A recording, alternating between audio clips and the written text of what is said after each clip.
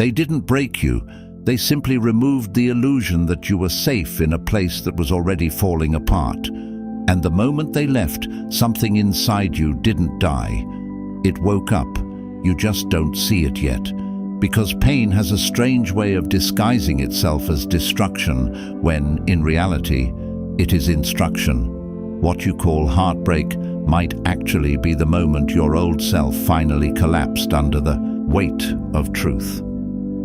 And that's why this feels unbearable, because something inside you is being rewritten. But here's what most people never realize. Sometimes life doesn't send people to stay in your story.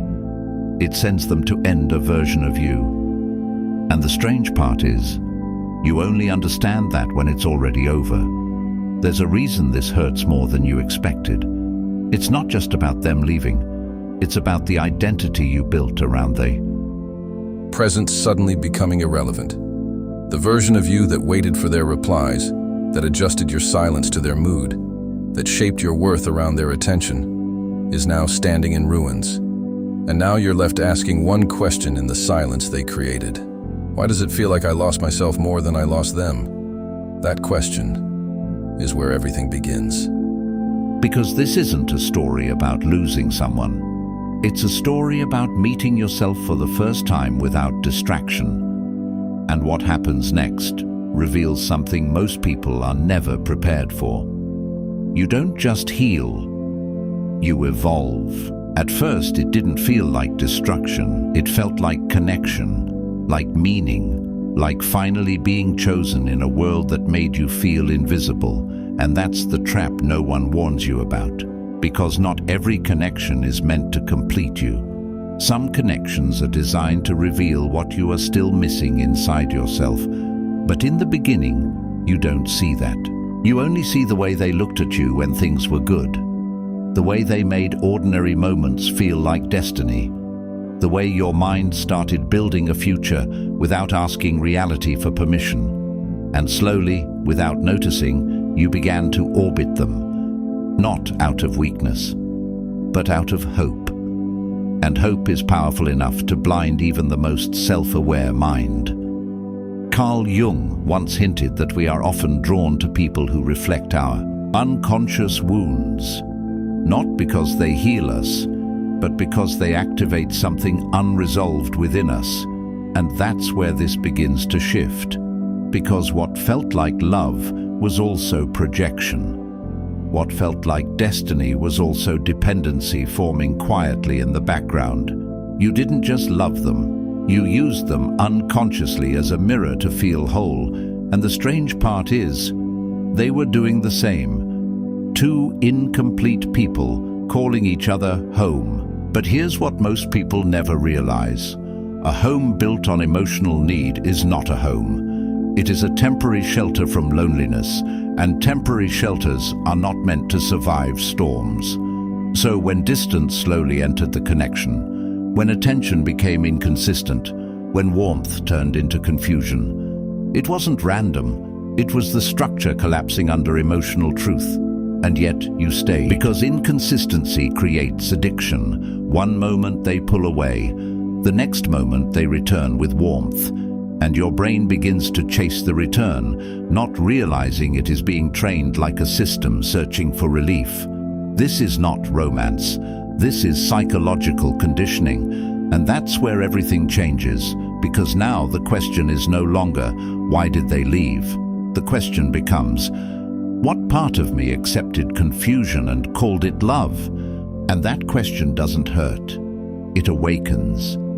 And awakening always feels like loss at first. But what you are really losing is the illusion. And what you are about to gain is clarity. But clarity has a price. Because once you see it, you cannot unsee it. And in the next chapter, you will understand why the pain didn't come from their departure, but from what their departure exposed inside you. And now that anchor is gone, so you feel lost.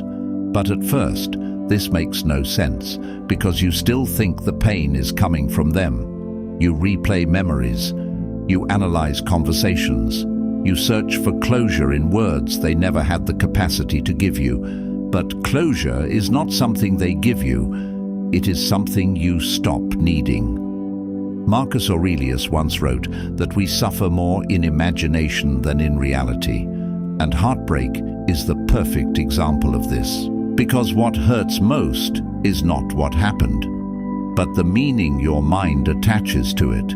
You don't just think they left, you think, I wasn't enough. You think, I was replaceable. You think something is wrong with me. And that's where the real injury forms, not in the event, but in the interpretation. And this is where most people get it wrong. They try to heal by understanding the other person, but healing doesn't come from understanding them. It comes from understanding the part of you that needed them more than you needed yourself. Because dependency always feels like love, until it is removed. Then it reveals its true nature.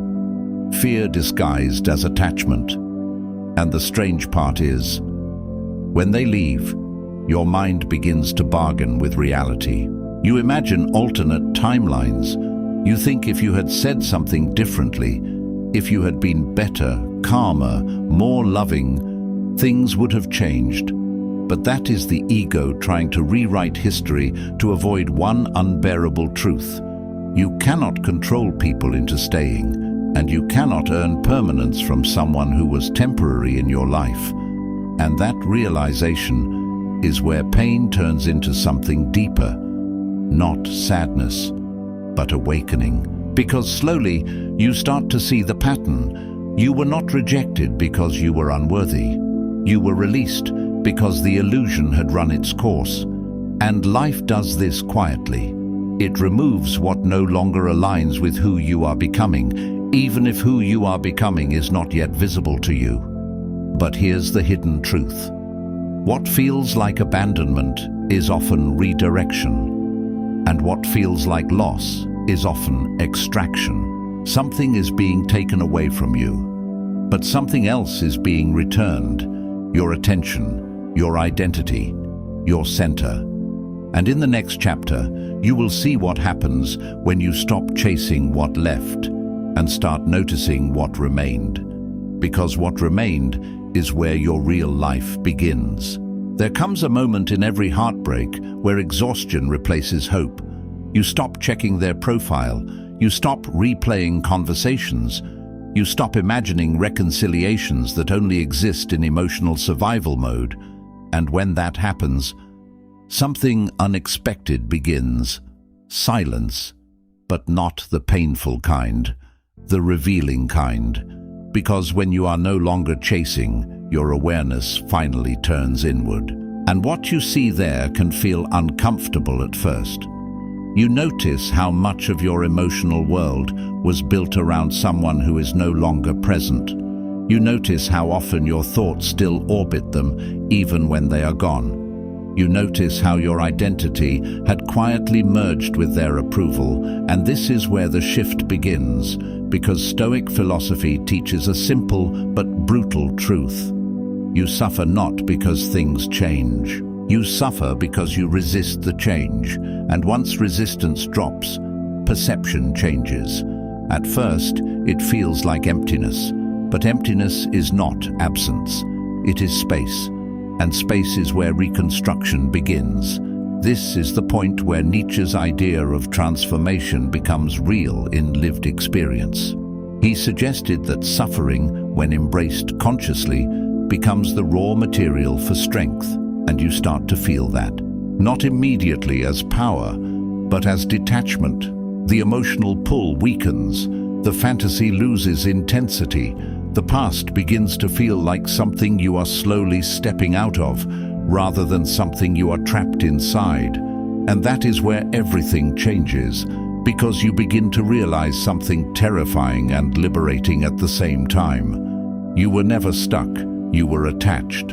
And attachment dissolves when attention is reclaimed. But here's what most people never realize. Letting go is not a decision. It is a consequence of understanding. You don't release people by force. You release them when your mind stops feeding the illusion. And slowly, something new emerges. You begin to rediscover parts of yourself you had forgotten. interests, thoughts, silence that doesn't feel heavy anymore, moments where you are not performing emotional survival, but simply existing.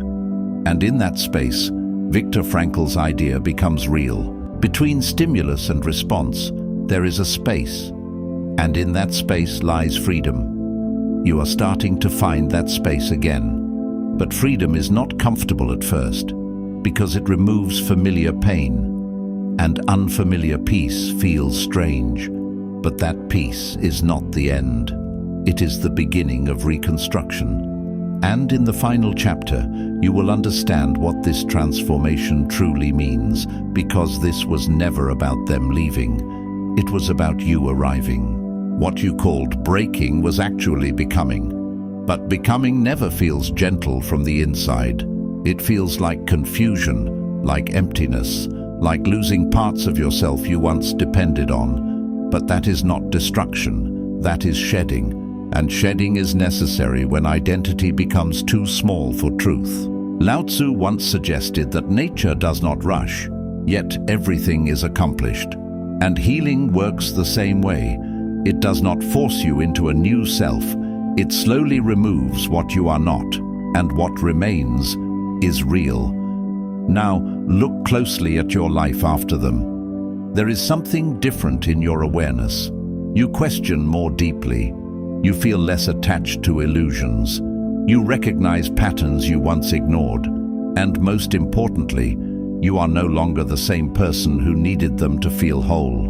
But here's the paradox. You don't feel stronger yet. You feel exposed, because strength built from attachment collapses when attachment disappears.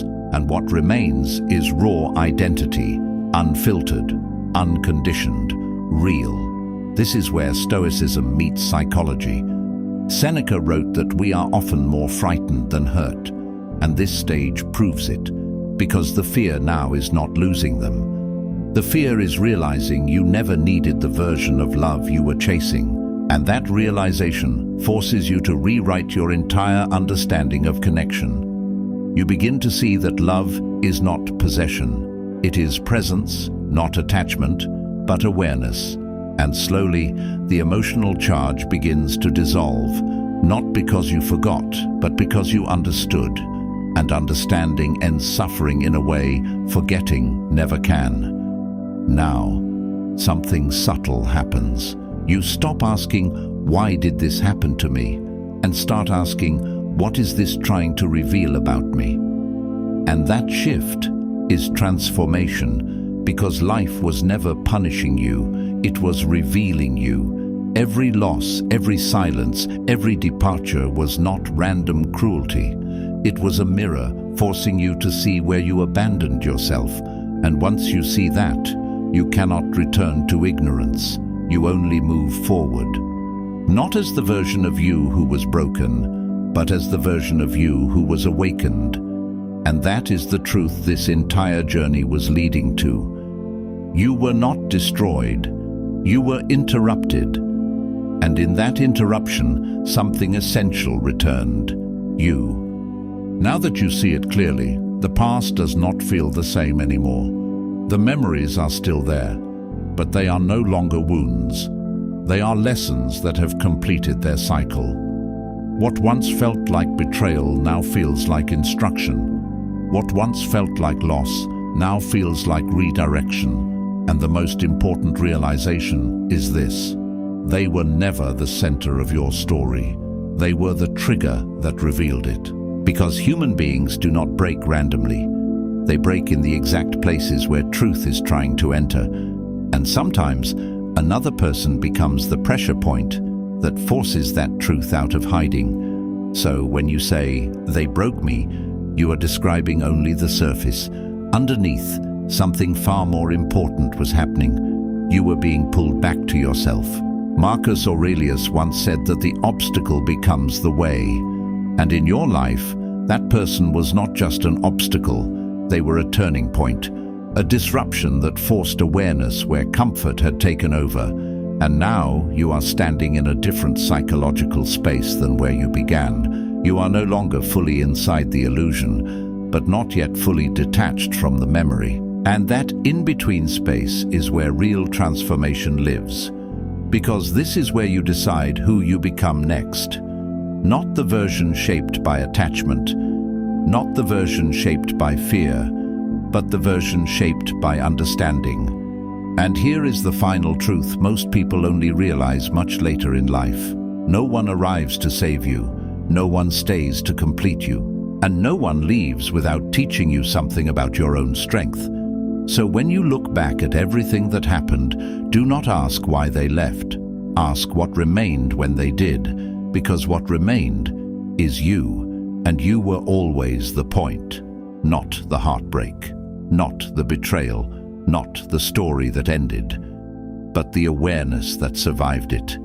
And that awareness is what will never leave you again. This is where the awakening truly begins.